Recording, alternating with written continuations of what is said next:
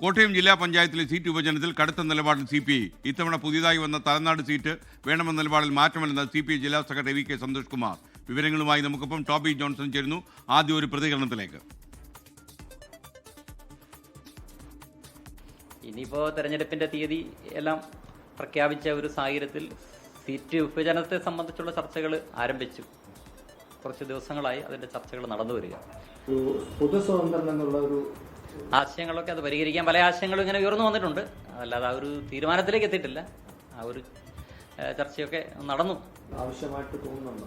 ജില്ലാ പഞ്ചായത്തിലും അങ്ങനെ വേണമെങ്കിൽ തീരുമാനിക്കുന്നതിൽ തെറ്റൊന്നുമില്ല. ഇല്ല, നമ്മളതിൽ തന്നെ നിൽക്കുന്നു. ഇപ്പോഴും നമുക്കൊരു സീറ്റ് വേണമെന്നുള്ള ആവശ്യത്തിൽ തന്നെയാണ് CPI നിൽക്കുന്നത്.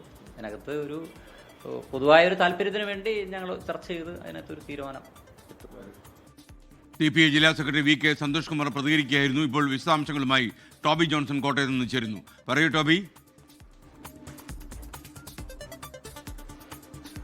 Good morning SKN.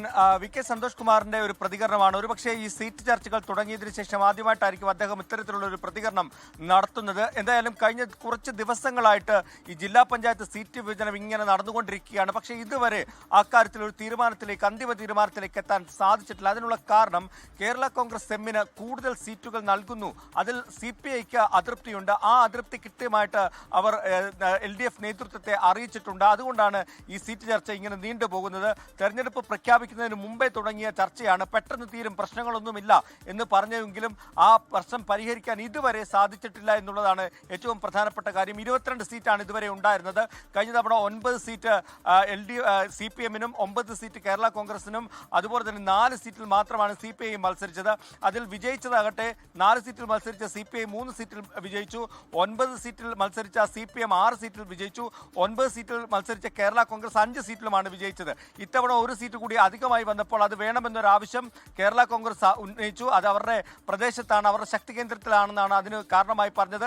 എന്നാൽ CPIക്കാണ് അതിനുള്ള ഏറ്റവും കൂടുതൽ യോഗ്യത. കാരണം വിജയ ശതമാനം നോക്കുമ്പോഴും അതുപോലെ തന്നെ കൂടുതൽ സീറ്റുകൾ ലഭിക്കാനുള്ള എല്ലാ യോഗ്യതയും CPIക്കുണ്ടെന്ന് അവരും പറഞ്ഞു.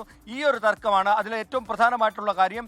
ആരാണ് മുന്നണിയിലെ രണ്ടാമൻ എന്നുള്ള ഒരു തർക്കം കഴിഞ്ഞ കുറേ നാളുകളായിട്ട് കേരള കോൺഗ്രസ് എമ്മിലും CPIയും തമ്മിലും നടന്നുകൊണ്ടിരിക്കുകയാണ്. അപ്പോൾ ഒരു സീറ്റ് കൂടി കൊടുത്താൽ കേരള കോൺഗ്രസിന് 10 സീറ്റാകും. അപ്പോൾ തന്നെ അത് ഒരു കൂടുതൽ ശക്തിയുള്ള പാർട്ടി കേരള കോൺഗ്രസ് ആണെന്നുള്ള ഒരു ധ്വനി ഉണ്ടാക്കും. അതുകൊണ്ടാണ് CPI ഇതിനെ ശക്തമായിട്ട് എതിർക്കുന്നത്.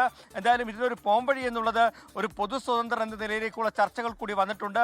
അതിന് CPI ഏകദേശം തയ്യാറാണ്. എന്നാൽ അതിന് കേരള കോൺഗ്രസ് തയ്യാറാകുമോ എന്നാണ് അറിയേണ്ടത്. നാളെ LDF സ്ഥാനാർത്ഥികളുടെ ജില്ലാ പഞ്ചായത്തിലെ പ്രഖ്യാപനം ഉണ്ടാകുമെന്ന് പറയുന്നുണ്ട്. അങ്ങനെയാണെങ്കിൽ ഈ ഏത് ഫോർമുലയിലൂടെ ആയിരിക്കും ഈ പ്രശ്നം പരിഹരിക്കാൻ പോകുന്നതെന്നാണ് നമുക്ക് അറിയേണ്ടത്. എന്തായാലും ഒരു 7 ദിവസത്തോളമായിരിക്കുന്നു ഇതുവരെ ഈ LDFന്റെ സീറ്റ് വിഭജനം പൂർത്തിയാക്കാൻ കോട്ടയം ജില്ലയിൽ സാധിച്ചിട്ടില്ല എന്നുള്ളതാണ് നമുക്കിപ്പോൾ വ്യക്തമാക്കാൻ സാധിക്കുന്നത്. അതിനുള്ള കാരണം ഈ CPI കേരള കോൺഗ്രസ് തർക്കം തന്നെയാണ്. Okay, thank you Toby. ലോകത്തെവിടെയായാലും ഏത് സമയത്തും 24 വാർത്തകളും ഓഗ്മെന്റഡ് റിയാലിറ്റി പാക്കേജുകളും എക്സ്പ്ലെയിനറുകളും വിശദമായി കാണാൻ ഞങ്ങളുടെ YouTube ചാനൽ നിങ്ങൾക്ക് സബ്സ്ക്രൈബ് ചെയ്യാം.